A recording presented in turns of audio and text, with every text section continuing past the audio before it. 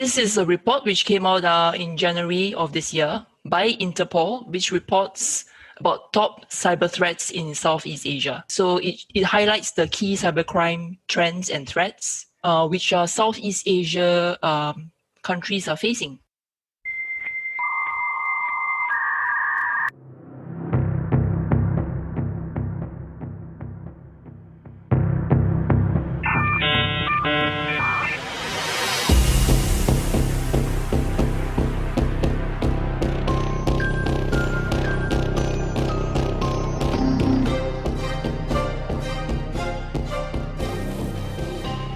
Welcome to the SecurityLAH podcast.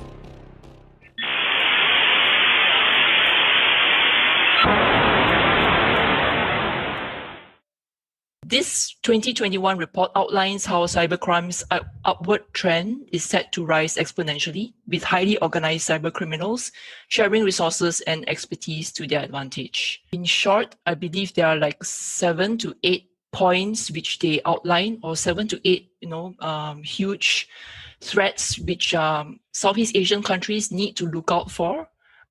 Very briefly, I'll just go through them: business email compromise, phishing, ransomware, e-commerce data interception, crimeware as a service, cyber scams, and cryptojacking. Any thoughts from anyone about this cyber threats, these groups of cyber threats, or these definitions of cyber threats? Does it seem right for our region? In the first place, I am surprised that we needed some angmo to tell us that we are weak. All right. Seriously, I thought that I don't know whether the information and the data that has been provided is accurate enough. They should actually ask SecurityLAH team to do the study instead. I mean, we are all Asian here. Why do we need someone else to tell us that we are not secure? I have to agree with Sky. Well, I guess we have more data compared to anyone else, but I guess it's by nature. Interpol, number one, they have a HQ in Singapore, which looks at regional, and most likely they are looking at data that's coming from law enforcement agencies across Asia. So they look at, for example, if you have a crimeware team working off, say, a certain country, so they would have visibility on that.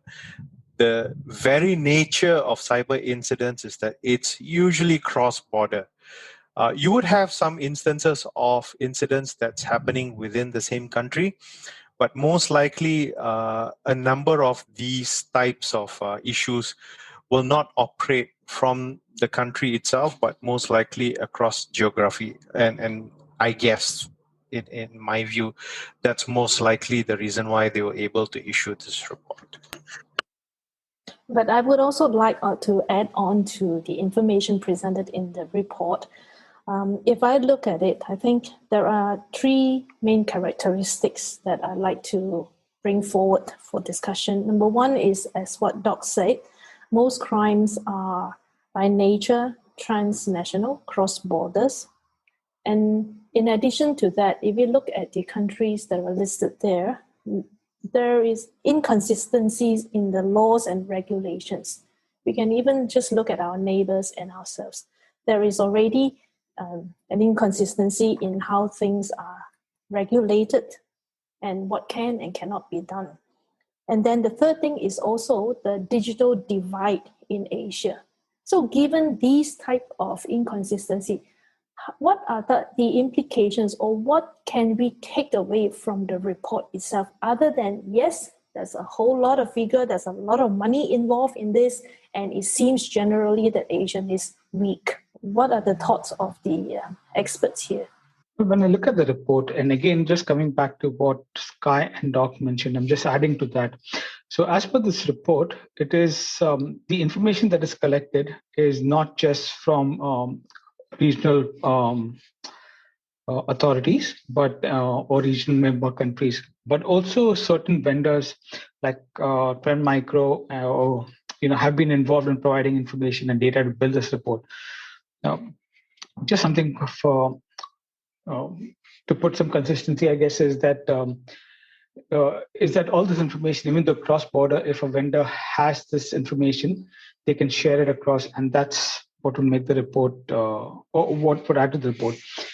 Looking at the findings in the report itself, if you break it down at a very high level, you could just break it down as, say, email attacks or email threats, social engineering, fraud-related attacks, malware, and attacks related to, web attacks, basically. So, is it accurate? I would not know whether this report is 100% accurate or not. But looking at the trend, I would say that definitely it makes sense that you would have a lot of email attacks, primarily because when it comes to the economics of this, an email is really cheap for an attack. For an attacker, basically, you just send out an email. It doesn't really cost a lot to do that. Similarly, having a payload through or some kind of malware within your email, again, it may not be too expensive. Certain other factors that we need to consider is that, let's say, with crime as a service and things like this, where a lot of tools that you would find in on the dark web, it really reduces the cost of this crime, right? So you would most likely see crimes related to these areas rather than something that is much more grander, I guess. I agree with what Nigel just said, and like how you beautifully summed it up into these categories. One key theme keeps repeating. If you look at it, it's more of monetizing the crime or the cyber aspect of the crime, which seems to be the common theme in all these types of attack. So I jump into, say, ransomware. Originally ransomware started off as just an application that's going to encrypt your data, and if you want it back, you pay a certain amount in cryptocurrency, and if you're lucky, you get the key. If not, you get scammed, and that's about it. The data in the Interpol report shows that the highest number of attacks happened in Singapore, followed by Vietnam, Thailand, Philippines, and Malaysia. And Singapore is really very, very low. Myanmar, Cambodia, Brunei, the attacks are low. But if you look at it from a technology perspective, you would imagine, for example, Singapore, who's much more advanced, probably very low digital divide, would have technically a higher number of attacks as, say, compared to Malaysia or anyone else. So it's really interesting to see the data that's provided. And like what Nigel said is that, there are these elements that causes these kind of attacks to come in. And what's interesting is the insight. Like I'm really curious as to why Indonesia leads with the number of attacks specifically on ransomware rather than anything else. And probably anyone has any clue about this? I think the fact is probably the issue here is disclosure, because there are certain countries, including Malaysia, that we do not have the encouragement from the government for disclosure of any breaches or data leakage. And that actually probably sort of brings down the numbers, right? But on a nutshell overall, the report, I think we are looking at a place where internet access and take-up rate is increasing in double digits every year. And that immediately brings the attention that there are money here to be made, because number one, the adoption of internet access is much higher in terms of percentage than the adoption of security. And that actually, for me, is not balancing the act. On the other hand, when you look at the other countries in the Europes and the Americas, you realize that they are balancing the act in that sense, because the adoption of technology is very much in line with the adoption of internet access. So I think if you were to say, oh, is this report accurate? I would say that frankly, the report is pretty accurate in that sense, but also the fact that the adoption of internet access is suddenly causing a big boom in Asia, and we are not prepared for this kind of boom because our technology and security adoption is still very low.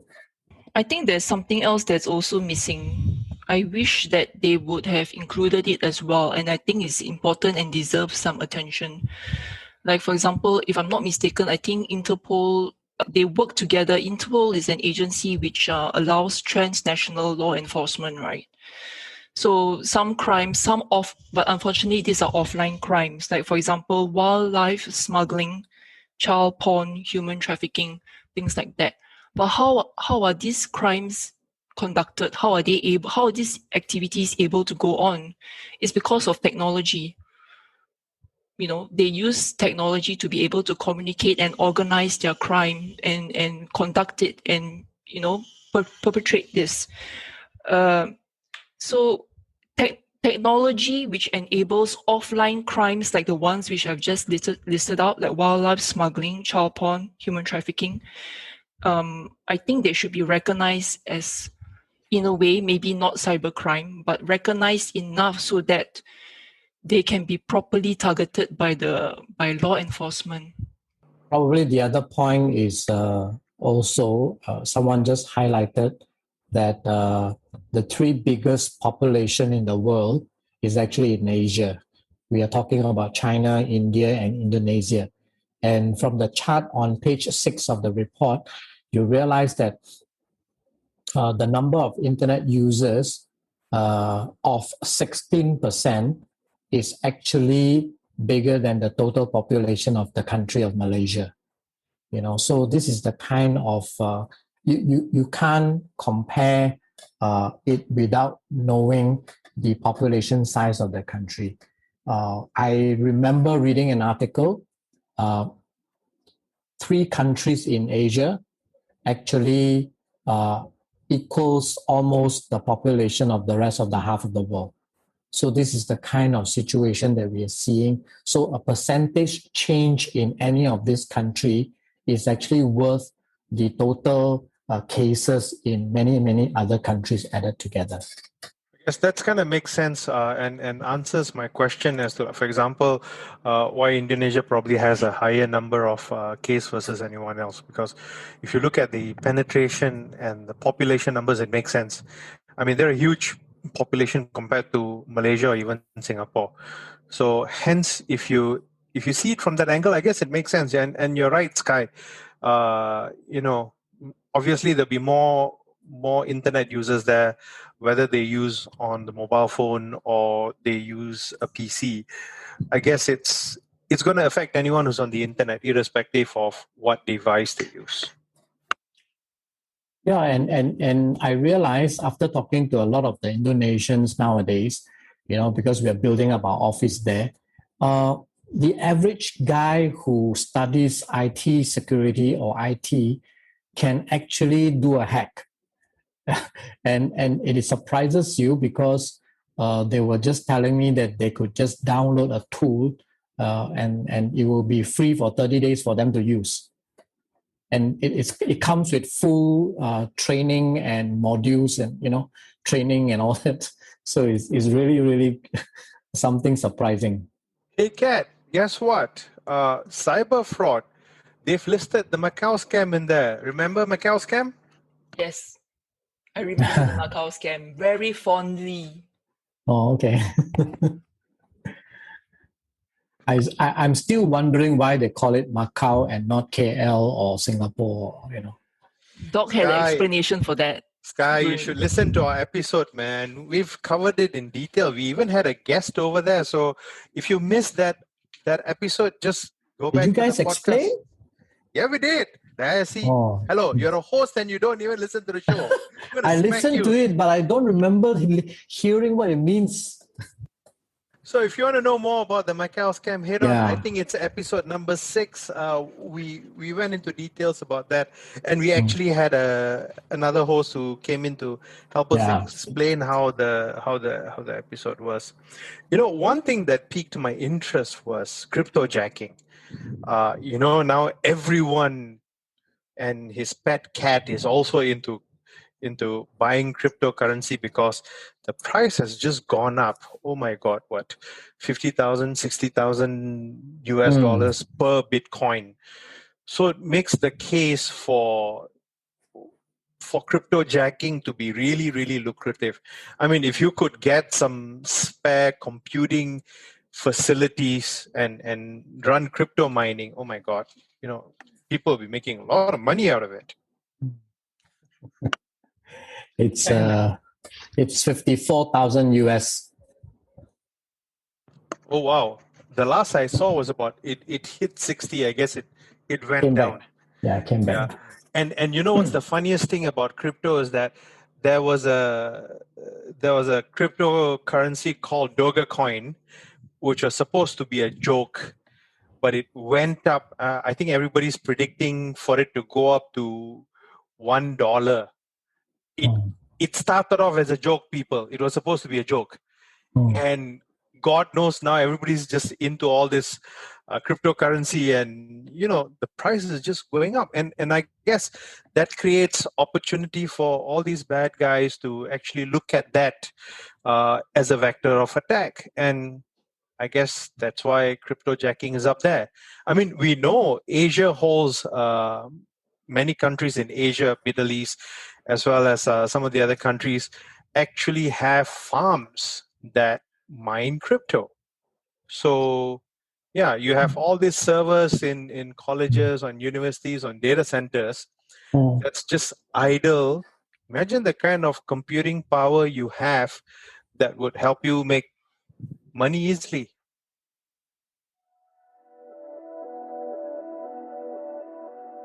Enjoying the show so far? Subscribe now so that you don't miss out on the latest episode. We are available on Spotify, Apple Podcasts, Google Podcasts, and many other platforms. Visit podcast.securitylah.asia to get the links to subscribe.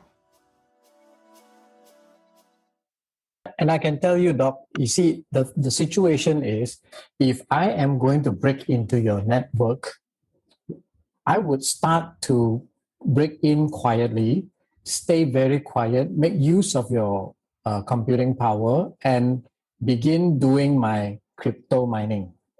All right? All paid by you. And if you happen to notice that I'm in there, then what I will do is I will lock your PCs and then I will ransomware you. You know, and after that, if you don't want to pay my ransomware, my ransom on unlocking your systems, then I'll tell you I'm going to publish your data in the dark web. So this is actually a 3-pronged success attack. I start with crypto mining. If I get found out, I go into ransomware locking, and if I get kicked out, then I go into ransom you with the data. It's a very lucrative process. Sky, you really have the mind of a true cyber criminal. I have to insert the exemption clause here. This is just theoretical. Anything living or resembling the living, please do not refer to us. We are just having a healthy discussion. And I'm sure Prof would agree with me on that stance. Yes, I do. But the next thing I ask is, okay, so how do I prevent? How do I detect? And then is there anything I can do? I'm not very fond of being ransomed. I have this pantang to de-threaten. I almost say try using, oops. You know, there's this cyber threat here that's listed as well, e-commerce data interception. What is it actually? And will encryption be enough to deter it? Oh, I think Doc will be able to do that. What, man-in-the-middle attack? So essentially, I'll give you an example called MageCard. What it does is they compromise a site that uses a content management system like Magento. And what they do is they insert a script. So whenever you go to these e-commerce sites to buy something, you put in your credit card number, your expiry time, and your CVV, the 3-digit that's at the back of your card. What happens is this script captures that information and sends it to the bad guys. So now the bad guys have a copy of your card details. So then what happens is that if you don't have sufficient protection, or the financial organization that you engage with to get your credit card services don't do things like 3D secure, then what happens is they can now use that information. Either they sell it in dark web forums, and there'll be another group that's going to purchase these cards at a certain price and monetize it. So what they do is they use this card in different sites. So how financial organizations protect you is that they implement security functions like 3D Secure. So what 3D Secure does is that if you buy something from a particular site, say for example, if I'm buying a domain name from a website, then what happens is that they will present a challenge response. The bank will present a challenge response with the bank logo that requires you to put a one-time PIN. And usually, for example, in banks around Asia, what they do is they will send you an SMS to your phone to confirm the transaction that you're making, what is the value of the transaction, and the PIN. So the transaction only goes through if the PIN matches whichever that the bank sends it to you. Otherwise, it doesn't work. So in that sense, depending on the control that's available, 3D Secure, if it's available, will help to prevent these kind of things. But that, in a nutshell, is how the bad guys are getting the information, how it's being used. Okay, 2 questions. Is 3D Secure an example of multi-factor authentication? And how does the malicious code get inserted into the website, into the e-commerce website? Kat, you're absolutely right. It's a multi-factor authentication. So secondly, how do the malicious code gets into the site? If the site is not patched, there's a vulnerability. Then what happens is the bad guys get access to the site and then go into the source code of that respective page, make the necessary changes or put in their own script. So whenever you buy something from the site, guess what happens?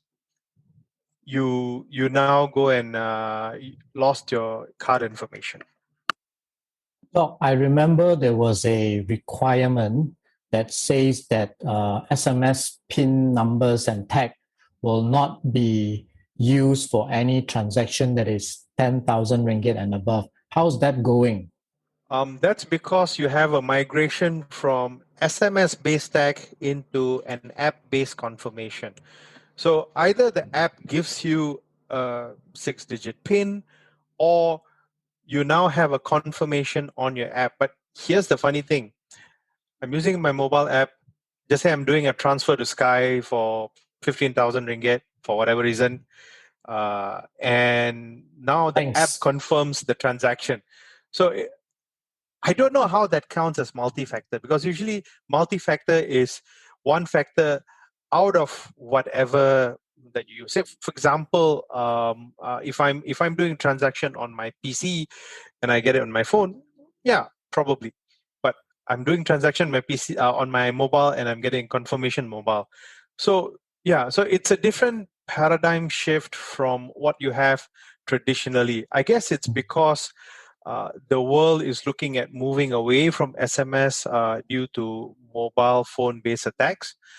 It also depends on the legal framework of the country. So, for example, in the US, you can walk into to an Apple store and practically just present very little information and take over somebody's number. Whereas, for example, in Malaysia, there's a requirement by the regulators for the telecommunications. Malaysian Commission of Multimedia and Communication makes it mandatory that they do a MyCard validation. So MyCard is this national identity card, which is a smart card, which is used to validate the identity of the person. And only after validating the identity of the person, then the telco does a transfer or changes a SIM. So in that sense, it really depends on the process. So as banks evolve and more new controls coming in, you see them moving away from SMS-based pins into an app-based control. Isn't it an irony? Just now you mentioned about two-factor authentication. Basically, we all know it is what you have plus what you know. It has to be two factors. That's why it's called two-factor authentication. And then rightfully mentioned, you said we were moving away from SMS due to the mobile phone attacks. But imagine what we have just mentioned and what we have just discussed. We are still allowing the mobile phone to verify the transaction. We are not running away from the mobile phone. We are just running away from SMS. You're right. I guess it depends on how the factor is defined. Here, they're just defining the factor as what you have and what you know versus whether it's on the single device or it's on a different device. So that's the only thing that makes it different. If you ask me from a perspective where, just say if you open a browser on your PC and you get a confirmation on your phone, it's a bit more secure, isn't it? As compared to you doing it on your mobile phone, getting confirmation on mobile phone. So it's, I don't know, it goes back to a single device, probably not a single factor, but a single device. Maybe in the future, we might get the industry to change into multi-factor, multi-device authentication. Because remember the good old days where we used to have like tiny little calculators that we carry around just to do banking transactions, and now that's being put away, right? Secure ID. Secure ID, whatever you call it, Vasco tokens. There's a whole lot of it, right? So that kind of tells you that, oh, this is my ID. But you know what's the funny thing? If you look at Shodan, some of the users, what they do is to get it more easier. They put a camera pointing at the two-factor token so that they can look at the number wherever they are. So yeah, security versus insecurity. Oh my gosh! I think I want to hear what Professor and Nigel's experience it in transferring their tens of thousands every month. I wish I had tens of thousands, but okay. Not rupees, euros. I remember when I was doing some, what I do is I always transfer my salary to a different account so that I will be able to manage it centrally. And I really get on my own nerves when I realized that I could do all of that with a single click on my mobile phone. And it doesn't feel secure at all. So I'm really jittery, and I always go back and check again. And sometimes if I'm on the road and I made a transfer, I would drive into a ATM machine just to verify that the money has gone through, because it looks too easy. Maybe we are just not used to it. I don't know. What do you guys think? Maybe you've been in security for too long. Become a paranoid. I guess so. I just felt that technology can rightfully put it can be an enabler of crime, but it depends on who is using it. In the wrong hands, it can be an enabler of crime, but in the right hands, it could also be a game changer.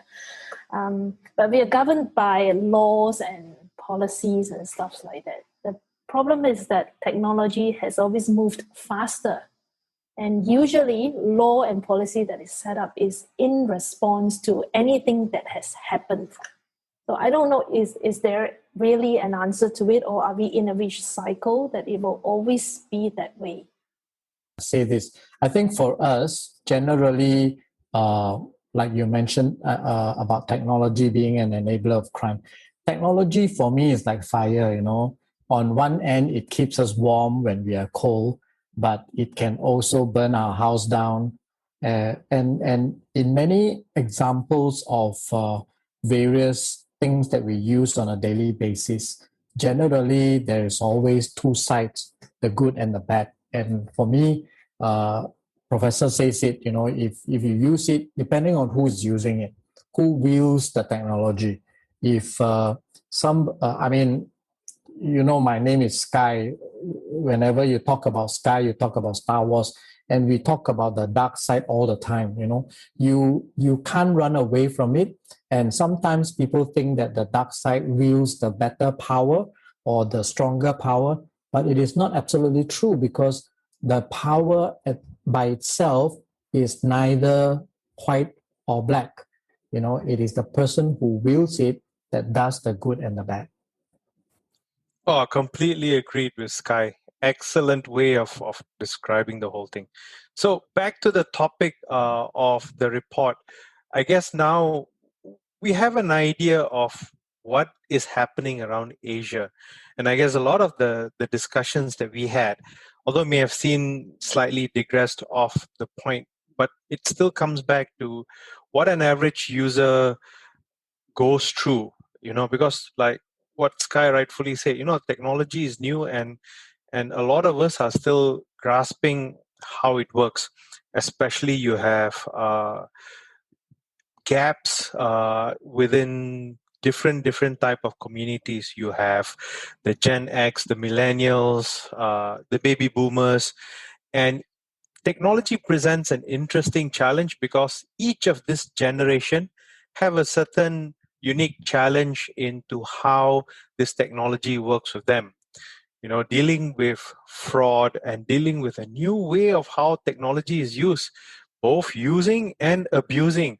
So I guess it'll come to a point where we will find some peace, probably in the form of, more security controls or better controls into how we conduct ourselves online or on the cyber realm.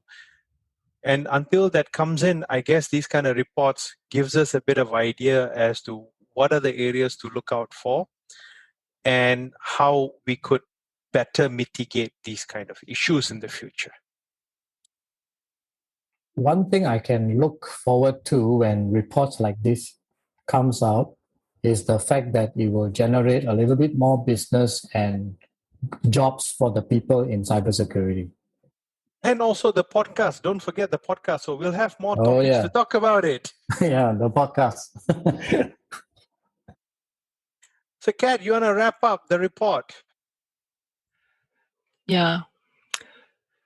I think, Doc, actually you wrapped it up very nicely as well.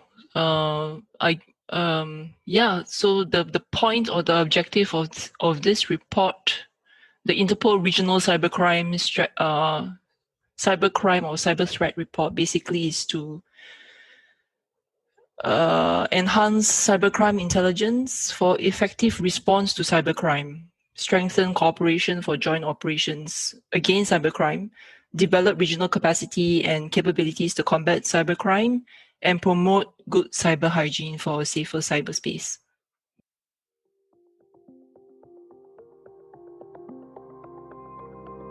Thanks for joining us this week on SecurityLAH. Make sure to visit our website at securitylah.asia, where you can subscribe to the show in iTunes, Spotify, or via RSS so you'll never miss a show.